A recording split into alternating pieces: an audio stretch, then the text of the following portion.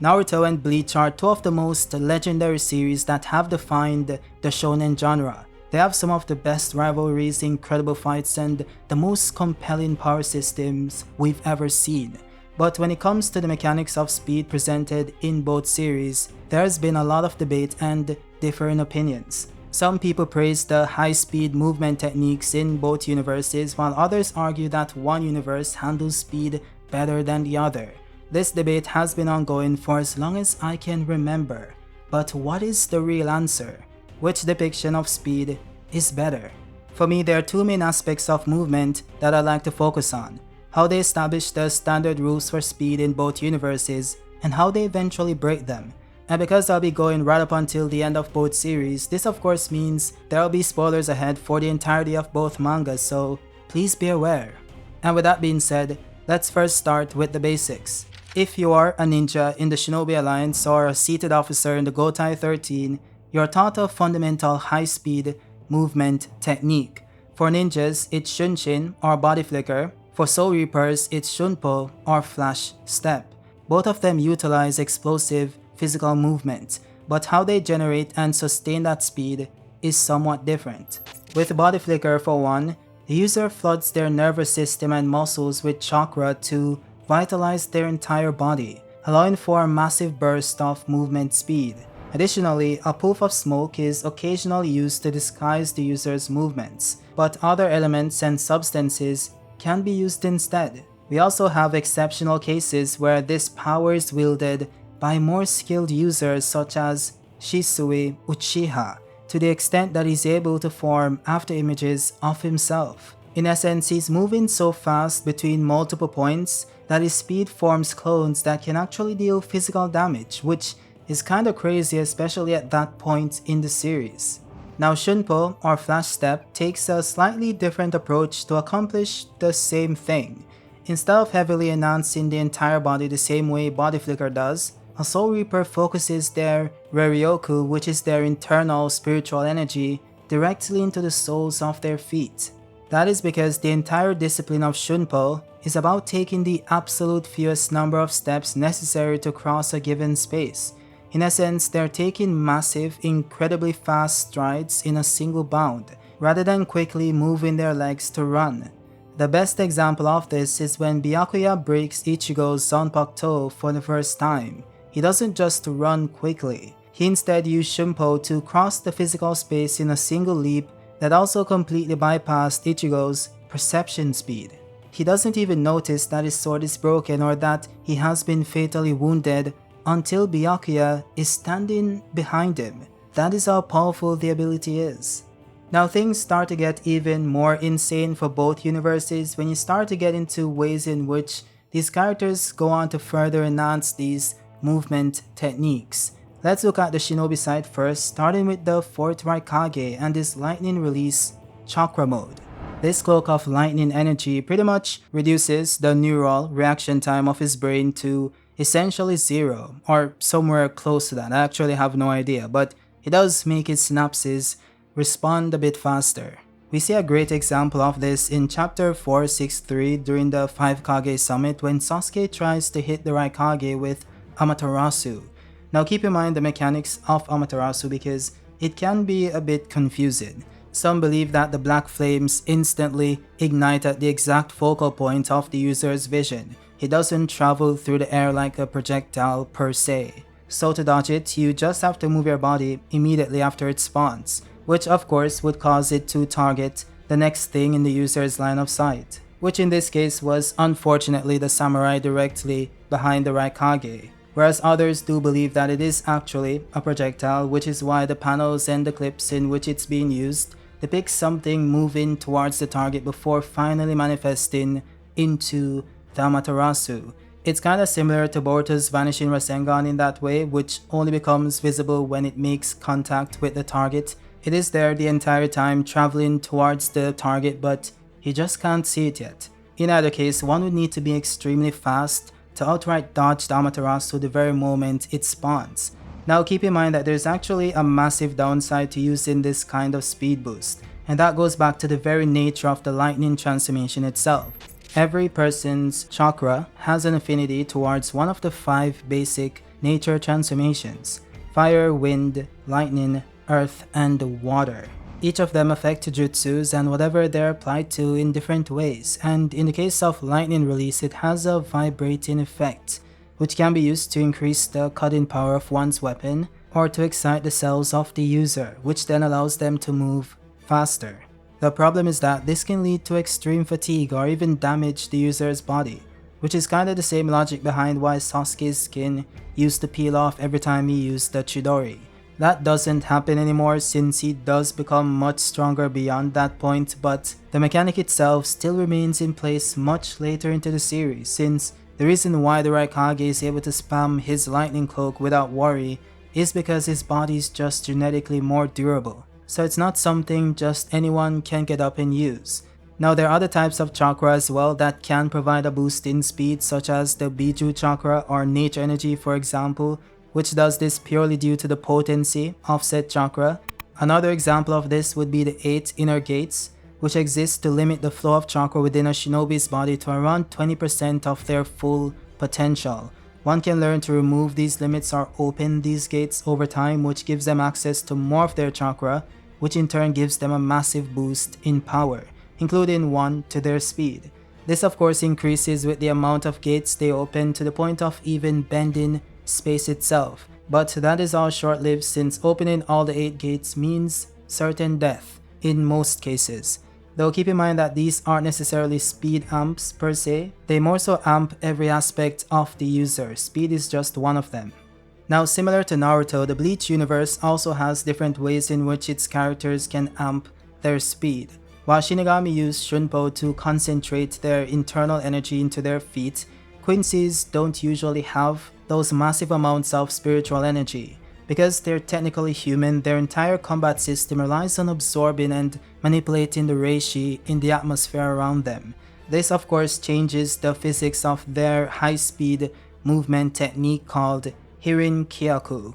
Instead of forcing their internal energies downward to physically propel themselves forward, a Quincy gathers the surrounding reishi and forms a slick, frictionless current of energy right onto their feet.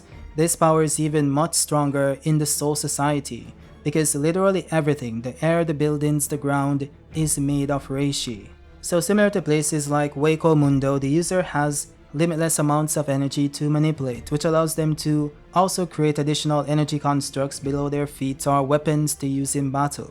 This also means that it doesn't add as much physical strain to the user's body as Shunpo, which not only requires more physical movement but also relies on the user's internal energy instead. Though I would say that both would be superior to Body Flicker when it comes to efficiency, since it does require way more physical involvement from the user's body than Shunpo and Hirin Kyaku. But it's also the case that since Body Flicker provides a more overall boost to the user's body, it should be more effective in battle, in theory. Now there are also other speed techniques in Bleach, such as the one used by the Fullbringers. Their speed technique manipulates the latent soul that exists inside inanimate objects, so when a Fullbringer wants to move fast, they pull on the soul of the concrete beneath them, or the air itself around them, forcing the environment to physically launch them like a springboard. You see this when Ichigo uses his Fullbring and the air itself flashes green under his feet. This of course is referred to as Bringer Light, which only appears when the story wants to focus on that phenomenon, basically. Speaking of which, there's also another speed technique used by the Hollows and the Arankars called Sonido. This one works similar to Shunpo, where it's powered by the user's innate prowess, but it also has the benefit of temporarily bypassing the opponent's sensory perception by cloaking the user's spiritual energy. This allowed Ichigo to slip behind Ukiura in his hollow form completely undetected, which also speaks to another benefit of the ability, which is that it's purely instinctual. It isn't something one needs to learn similar to Shunpo and the others, which is why Berserk Ichigo was able to use it. With that said, both universes also have some crazy speed feats that I personally think doesn't make much sense, one of them being the advanced form of Shunpo called Otsusemi, which allows the user to move so fast that an afterimage is left behind. We saw an example of this in Byakuya's battle versus the Espada named Zomari. This allowed him to move so fast that he was able to trick Zomari into believing that he stabbed him, but it's later revealed that it was only his garment that was left behind. Now all of that makes sense so far, but the part that always gets me is the fact that the after image Byakuya left behind starts to cough up blood after being stabbed, which doesn't quite make sense because it's just an after image. How is it able to cough up blood when the real Byakuya didn't, since he didn't actually get stabbed? You know, it's just one of those things where you're like, By the way, this also applies to Naruto as well because the substitution jutsu makes even less sense, and that is mainly because of how the jutsu is explained to work in the series. Substitution is normally done by quickly replacing your body with an animal or plant, or let's say a block of wood. That in essence means that substitution isn't teleportation. It is purely high-speed movement similar to body flicker. Yet as seen in chapter 6, Kakashi was just standing yapping off to Naruto when Sasuke attacked him with multiple shuriken. Kakashi could have simply dodged the shurikens or even deflected them with one of his abilities, but instead chose to use the substitution jutsu. Now where this starts to approach the point of absurdity is when Kishimoto decided to show Kakashi getting impaled by not just one, but all of them, to the point that blood is literally oozing from his body, only for it to be revealed that it was just a block of wood that took the damage instead. We know this to be the case since Kakashi is shown to be totally fine just a panel later hiding in the bushes, which makes absolutely no sense since it showed blood oozing from his body just a few panels earlier. It's literally just high-speed movement. So why would it show Kakashi getting hit and blood oozing from his body when it never hit him in the first place? Where did the blood come from? It makes absolutely no sense. Mind you, this isn't even the most absurd application of this ability because later on in chapter 9, Team 7 was ambushed by two random ninjas who then proceeded to wrap chains around Kakashi's body and ripped him into pieces. This is important to note because it showed Kakashi's body actually being ripped apart and the individual pieces falling on the ground. Yet again, it was later revealed that he survived the attack using substitution jutsu. And I want you guys to understand how insane this truly is. Again, the jutsu works by the user quickly grabbing a substitute and placing it in his place, then running away again before being noticed. So for this to work, Kakashi has to be blitz levels in speed above everyone else, which could be the case and that would be fine, but you can't then show Kakashi's actual body being dismembered with blood being splattered all over when that doesn't happen to Kakashi himself. He didn't get damaged. And this is so beyond absurd, by the way, because aside from the blood thing and Kakashi's actual body being shown to be dismembered, which doesn't make sense, they later revealed that the dismembered portions of Kakashi's body were actually individual logs. Now, call me crazy, but is Kishimoto implying that even though Kakashi wasn't dismembered, the individual pieces of his body that we saw on panel did in fact exist, but they were instead individual logs that looked like Kakashi's dismembered body? And if so, how? Is the manga implying that Kakashi is so fast that he was able to blitz the battlefield multiple times that he left after images of his body parts in different locations with an absurd amount of distance in between each body part, then went and grabbed 12 logs to replace each body part with, all within a split second with no one noticing?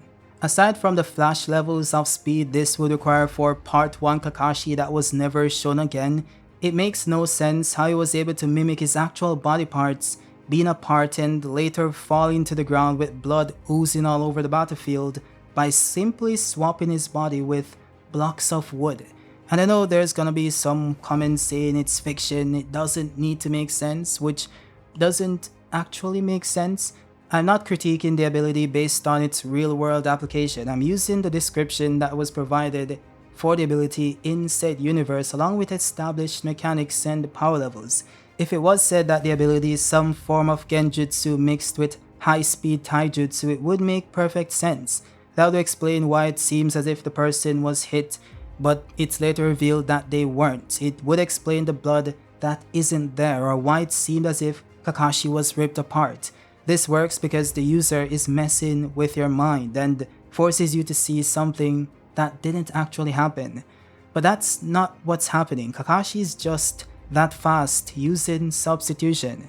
It's kinda much similar to the Flash's ability to create a time remnant where he runs back in time a few seconds, so you have two versions of the Flash existing at the same time and both of them are alive. So if either of them get damaged, you would see blood and you would see the body parts all over because those are two fully formed human bodies.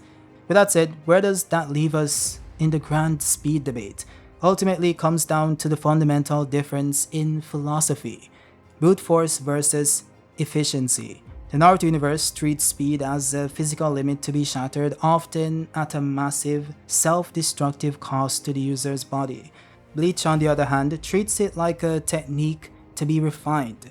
Instead of simply running faster, they minimize their steps, surf the energy around them, or use the souls of the environment as a springboard, in some cases.